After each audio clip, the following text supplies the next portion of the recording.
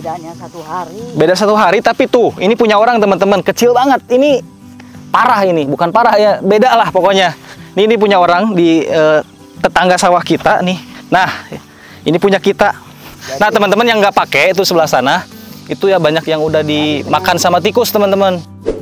Assalamualaikum warahmatullahi wabarakatuh teman-teman. Minal aidin wal faidin. Mohon maaf lahir dan batin. Hari ini saya sedang pulang kampung di Kabupaten Garut teman-teman ya. Dan ini adalah lahan garapan bapak saya sendiri. Untuk khusus yang ini saya akan membahas bagaimana cara meningkatkan hasil panen dari tanaman padi ini. Sebelumnya bapak saya ini hanya menggunakan pupuk urea saja. Tapi setelah menggunakan beberapa produk yang lainnya dan hasilnya seperti ini teman-teman. Bulirnya sangat bagus, hasil panennya lebih meningkat dari penanaman sebelumnya. Nah ini ada mama saya teman-teman ya. Nih lagi ngontrol, sebentar lagi mau panen. Mi sabar hari lagi Mi? Panen itu seberapa hari? Ini jenis 3 harian lagi mau panen teman-teman. Dan alhamdulillah ini selalu di rolling dengan tanaman jagung ya. Tanaman jagung, jadi tidak harus padi terus, di rolling dengan tanaman jagung supaya si lahannya tetap subur teman-teman. Karena manfaat untuk si jagung ini, si akarnya ini ke bawah 30 cm, samping kiri dan kanannya 30 cm. Jadi begitu hasil sudah dipanen, kemudian diistirahatkan seberapa hari, paling 2 minggu ya. 2 minggu baru ditanam padi lagi, dan itu alhamdulillah hasilnya lebih bagus. Teman-teman bisa lihat sendiri, ini punya orang di samping saya, ini punya kita nih sebelah sini, hasilnya beda teman-teman. Lihat, ini punya orang nih. Lihat yang sebelah sini, hasilnya beda sekali, sangat jauh teman-teman. Yang ini koropok, bukan koropok, ini namanya teh hampos. Kalau ini teman-teman bulirnya berisi semua nih punya kita nih. Untuk pemupukan pertama di usia 7-14 hari setelah tanam, kita menggunakan pupuk urea dengan kandungan nitrogen 46%. Selanjutnya, untuk pupuk susulan kedua di usia 20 hari setelah tanam, kita menggunakan pupuk NPK cair merek dagang Orbul. Dan untuk pemupukan di fase generatif, kita menggunakan 2 merek dagang. Salah satu yang kami pilih diantaranya adalah pupuk merek dagang MKP. Kemudian pilihan kedua bisa menggunakan pupuk Gandasil B.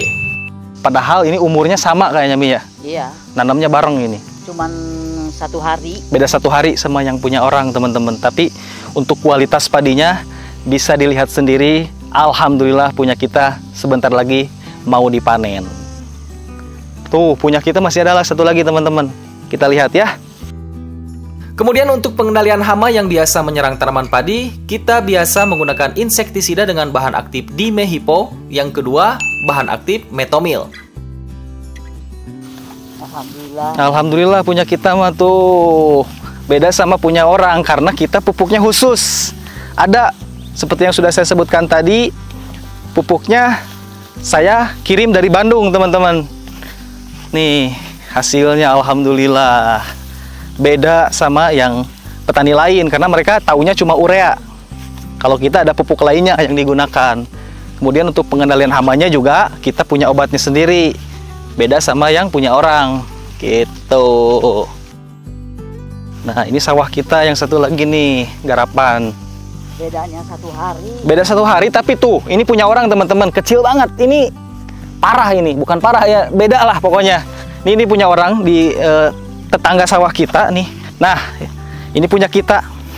Tuh pertumbuhannya jauh banget, sehat lah alhamdulillah. Stok beras 3 bulan ke depan. Nanti kita rolling lagi ke tanaman jagung.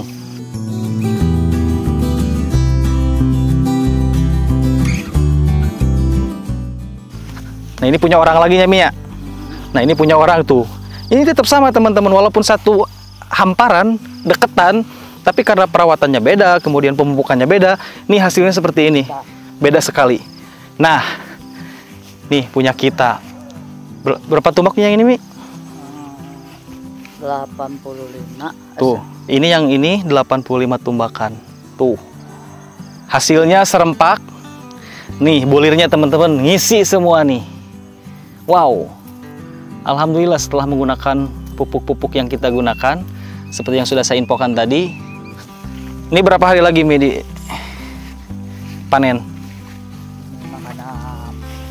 Karena semingguan kali ya. Semingguan lagi katanya tuh. Oh, alhamdulillah punya kita mah subur makmur. Dan tahun lalu ini juga sama ditanam jagungnya minyak. Kalau udah jagung baru diolah lagi. Padi lagi tuh. Sampai sini teman-teman. Nih. Jadi posisinya memanjang dari sana sampai ke sini. Alhamdulillah. Tuh. Pengairan juga bagus. Airnya lancar lah, cukup lah untuk untuk menanam padi ini. Tuh, sampai sini teman-teman. Hama ada tapi tidak sebanyak yang orang lain ini serangannya nggak masif lah gitu. Nah, teman-teman, ini orang tua saya. Nih. Lagi ngontrol dua-duanya. Tuh. Sebentar lagi mau panen. 3 harian lagi. Tuh, punya orang lain mah bara rutut. Nah, punya kita mah alhamdulillah tuh. Lagi kontrol. Jadi sebelum kemarin teh kumaha cara pengendalian tikus? Nah, itu kan itu alami, itu sifatnya barangbang. Barangbang teh itu berangbang kalau bahasa itu kelapa teman-teman, berangbang kelapa yang udah jatuh. Kalau kita ke sawah, langsung jatuh dari pohon, itu dipotong minimal ukuran diameter 20 cm. 20 cm. Itu teh batangnya apa pinggirannya daunnya? Bukan daunnya, batang. Batang berangbang. Itu kan penemuan alamiah gitu. Pengusir alami gitu maksudnya. Oh, nah itu pengendalian alaminya. Jadi, nah teman-teman yang nggak pakai itu sebelah sana, itu ya banyak yang udah dimakan sama tikus teman-teman. Kalau punya kita lihat mulus banget. Tuh mulus. Ada pengendalian lah. Nah pengendalian seperti itu. Jadi pakai berangbang yang baru jatuh gitu Iya. Tapi bukan lain daun lain. Bukan daun, batangnya teman-teman nih. Tuh karena di tempat kita juga banyak berangbang teman tuh, banyak pohon kelapa. Nah itu digunakan si batang yang udah jatuhnya itu dipotong-potong secara diagonal. Betul, Bah? Ya, aplikasinya secara diagonal, dipotong-potong 20 cm tadi. Itu disangkanya kan binatang anjing, kayak anjing gitu. Oh, maksudnya mah untuk menakut-nakuti si tikus, si berangbang itu disangka anjing. Nah, gitu. Ditaruh di tiap sudut. Tiap sudut. Tuh punya kita mah lihat, teman-teman, bagus banget. Alhamdulillah. Nanti untuk percontohan teman-teman yang mau belajar bisa datang ke Kampung Cidewa, Desa Sukarasa, Kecamatan Pangatikan, Kabupaten Garut. Untuk teman-teman petani pemula nih khususnya yang mau nanam padi, untuk pengendalian hama tikus khususnya, kemudian pemupukan. Nah, bapak saya ini dulu hanya pakai urea teman-teman, tapi sekarang udah dikasih pupuk yang saya kasih dari Bandung. Alhamdulillah hasilnya lebih meningkat gitu hasilnya. Bulirnya bagus dan bening. Bening tuh teman-teman. Ini bulirnya ini bagus. Tuh. Ini bulirnya nih.